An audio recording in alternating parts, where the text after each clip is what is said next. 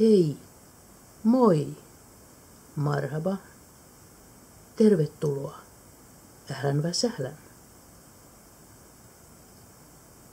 Tämä video on tarkoitettu jokaiselle, jolla on aikaa ja kännykkä sekä halu oppia suomen kieltä.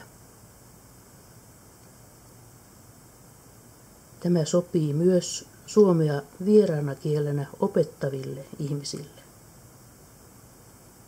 Ja kaikille suomalaisille kavereille ja ystäville, jotka ovat tekemisissä arabiankielisten kanssa, jotka eivät vielä osaa juurikaan suomen kieltä.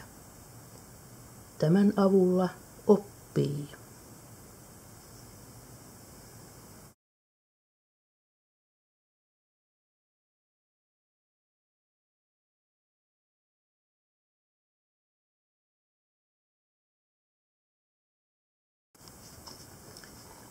Kun joku opettelee suomen kieltä vieraana kielenä, on hyvä, jos hänellä on oman kielen ja suomen kielen kirjainten vertailu käytettävissä. Sen perusteella oppii jo paljon, mikä on samaa, mikä on erilaista.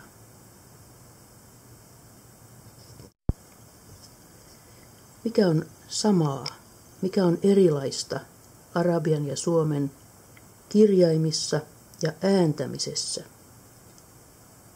Kirjainten määrä on sama 28. Arabiassa on 25 konsonanttia ja vain 3 vokaalia tai puolivokaalia. Alif, väv, jää. Suomessa vokaaleja tai puolivokaaleja on enemmän. A, E, I, J, O, U, V, Y, ruotsalainen O, Ä ja Ö.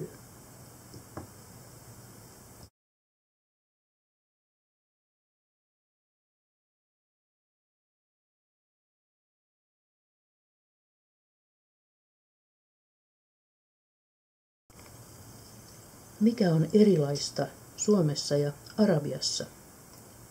Suomea kirjoitetaan ja luetaan vasemmalta oikealle. Vasemmalta oikealle. Arabiaa kirjoitetaan ja luetaan oikealta vasemmalle. Oikealta vasemmalle.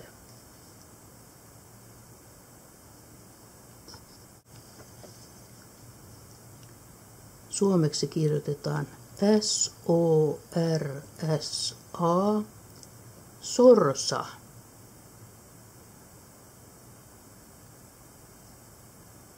Vasemmalta oikealle.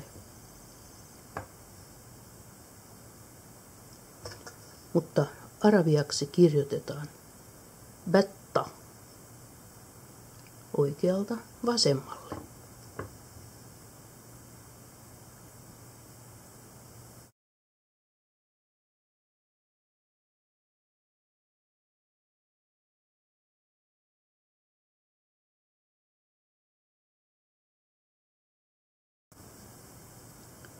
Suomen kirjaimet kirjoitetaan aina kokonaan, koko kirjain, sitä mitenkään lyhentelemättä tai oikomatta jossakin kohdin. S-O-R-S-A, sorsa, N-O-K-K-A, nokka, Aurajoki.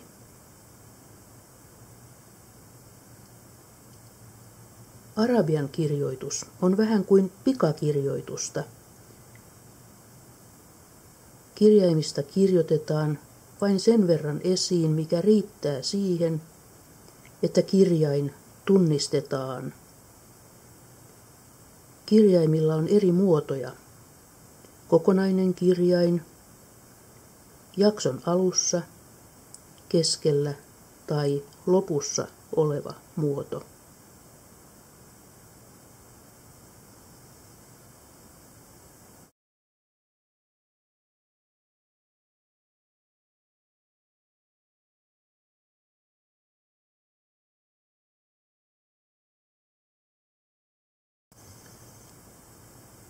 Suomen kirjakielen kirjoitus kuvaa tarkasti sitä, miten kirjakieltä äännetään. Jos kirjoitetaan yksi kirjain, äännetään yksi. Jos kirjoitetaan kaksi, äännetään kaksi. Esimerkiksi nokka, 2 koota, mutta nokan 1 k. Nokka, nokan. Sorsa, 1 a. Sorsaa, 2 a. Sorsa, sorsaa. Suomea voi lukea ääneen oikein, jos osaa ääntämistavat. Myös tekstiä, jota ei ymmärrä.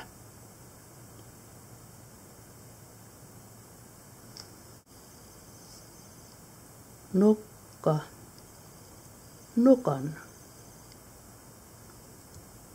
Voisiko tämän kirjoittaa arabialaisin kirjaimin? N, K, K. Arabiassa ei kuitenkaan kirjoiteta näin, vaan kirjoitetaan K yhteen kertaan ja sen päälle pannaan tällainen pieni merkki, shadda, joka tarkoittaa sitä, että siinä on 2 koota.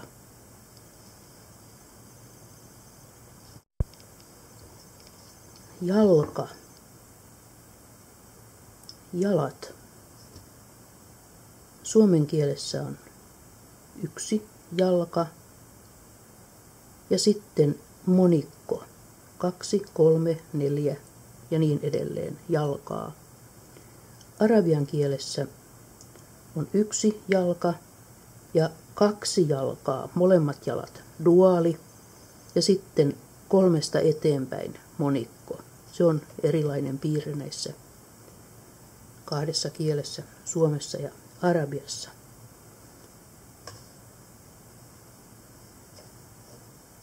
Jalka, jalat. Lyhyt a, lyhyt a, lyhyt a, lyhyt a. Miten se tehdään arabiassa? Siihen on olemassa tämmöinen pieni aksentin tapainen merkki, fatha, joka tarkoittaa toisissa yhteyksissä lyhyttä aata ja toisissa yhteyksissä lyhyttä ää-äännettä.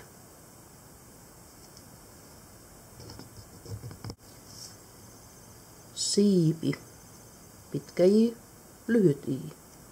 Siivet, pitkä i.